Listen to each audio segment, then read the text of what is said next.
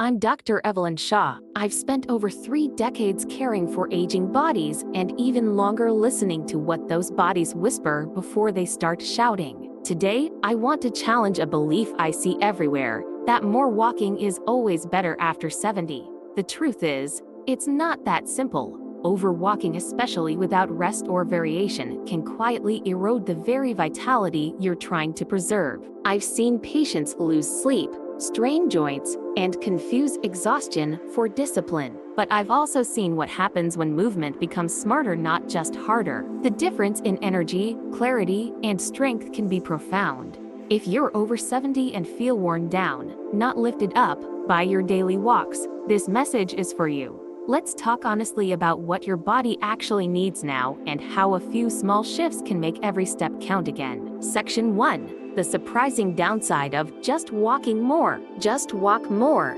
That's the advice we've all heard: simple, encouraging, and usually safe. But after 70, it's time we ask a deeper question. How much is too much? Alan, a 74-year-old patient, began walking 12,000 steps daily after retirement. At first, he felt energized, but soon he experienced knee stiffness, ankle swelling, and restless sleep.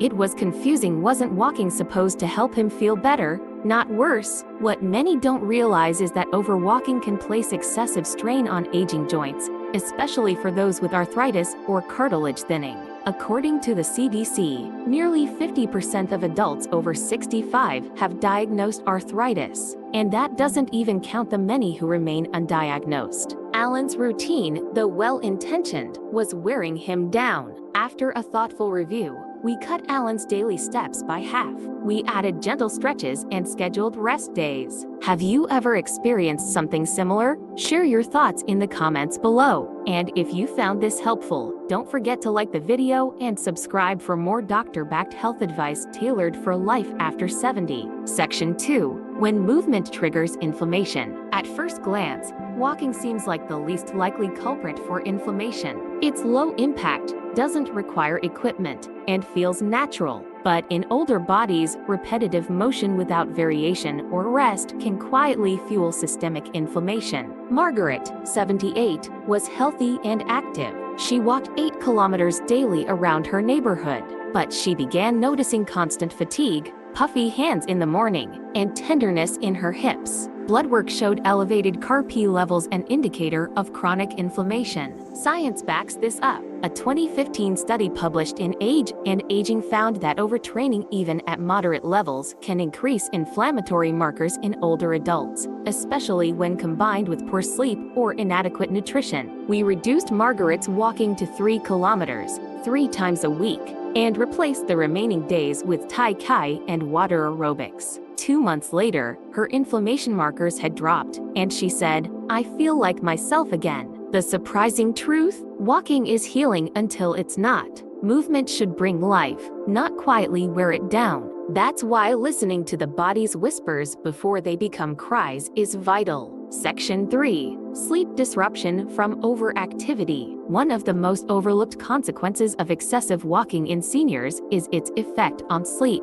Movement in general is a good thing, but when it's done excessively or too late in the day, it can interfere with the body's ability to wind down properly and affect sleep quality. This is especially true for older adults, whose bodies take longer to calm down after exertion. What was going on? Why was walking, which is supposed to be beneficial, now interfering with his sleep? As it turns out, the body's circadian rhythm, a key element in sleep regulation, can be easily disrupted by excessive movement too close to bedtime. The science behind it. Sleep studies show that excessive physical activity late in the evening, especially in older adults, can delay melatonin production, the hormone that signals to the brain that it's time to sleep. In fact, research has shown that cortisol, the stress hormone, can rise in response to physical exertion, making it harder to fall asleep. Now, you might be wondering, how can something as natural as walking disrupt my sleep? The answer lies in the body's nervous system, which, when overstimulated through activity, has a delayed response in calming down. For younger adults, physical activity might increase sleep quality, but for seniors, especially those with existing conditions like arthritis or high blood pressure. Too much late activity can actually lead to a heightened state of alertness rather than relaxation. What we did for George. When George and I reviewed his routine, we found the culprit. His evening walks were too close to bedtime. We recommended moving his walks to the morning or early afternoon, when his body was naturally more receptive to physical exertion. We also limited the intensity of his walks to around 30 minutes to ensure he wasn't overexerting himself. And within 2 weeks, George noticed a dramatic improvement. He was sleeping through the night and waking up feeling much more rested.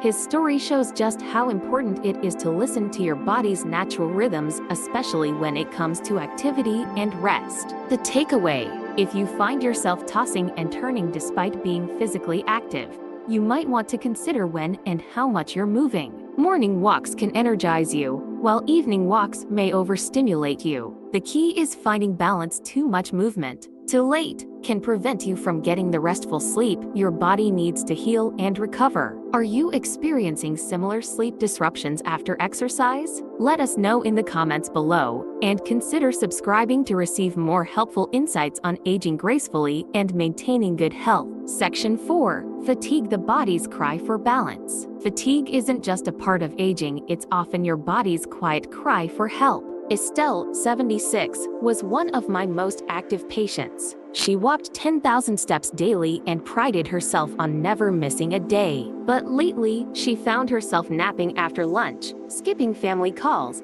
and losing interest in her favorite hobbies. She told me, "I'm tired in a way that rest doesn't fix." This kind of deep fatigue is often a sign of overtraining, even from something as simple as walking. After 70, our cells don't recover as quickly. Studies show excessive exercise in seniors can impair mitochondrial function, the very engines that fuel our bodies. We revised Estelle's weekly plan: 2 days of walking, 2 days of light strength training, and 3 full rest days. No guilt, no pushing. Within weeks, her energy returned and so did her smile. She even began painting again, something she hadn't touched in months. Feeling more tired than usual lately? You're not alone. Drop a comment if you've ever pushed too hard without realizing it, and subscribe for more kind, science-based advice to help you thrive, not just survive. Section 5. The problem with no pain, no gain. Many seniors grew up in an era where hard work and perseverance were prized above all.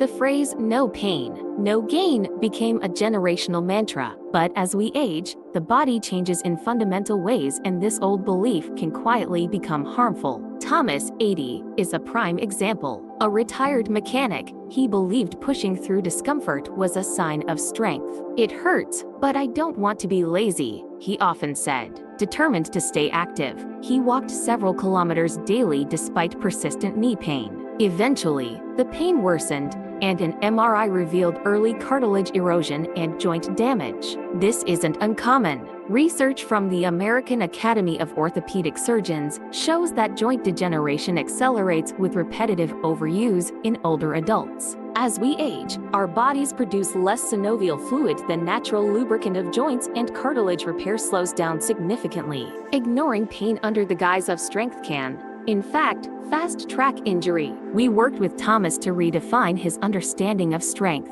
Strength isn't walking through pain, it's honoring it. We introduced low-impact exercises, resistance bands, and rest days. Within weeks, his pain subsided and his mobility improved. "I thought resting meant weakness," he said. "Turns out, it's what made me stronger." Pain is not an enemy, it's information. A message from your body, asking for balance and care. For seniors, especially those over 70, adjusting the mindset from endurance to attunement can be transformative. If this message struck a chord, please like the video and leave a comment. Let's change the narrative around aging together. Final thoughts: your body deserves compassion, not competition. Aging isn't a race, and it certainly isn't about pushing through pain to prove something. It's about understanding, tuning into your body's messages, and choosing movement that heals, not harms. So, if you've been feeling worn down by a walking routine that once felt empowering, it might be time to ask, is this really working for me now? Because the truth is, You haven't failed, you've just changed. And your care should evolve with you. Over the years, I've seen countless patients thrive not by doing more, but by doing better. Walking less, but smarter. Resting when needed. Embracing exercises that support rather than strain. This isn't weakness, it's wisdom. And your future self will thank you for every gentle choice you make today. I invite you to explore this more in our video, Why You Shouldn't Ignore Muscle Pain After 70. It's not just age, it's a heartfelt story that might shift how you think about pain, aging, and healing. If you felt seen in today's video, please let us know in the comments. Share what resonated or even what you've changed in your own routine. Your words help others feel less alone. And of course, don't forget to subscribe, like, and share this video. It helps us grow this gentle, respectful community where aging is honored, not feared. We're in this together. You're not just a viewer, you're part of a circle of wisdom, resilience, and kindness. And we're so glad you're here. Take care of yourself, be gentle, and we'll see you in the next video.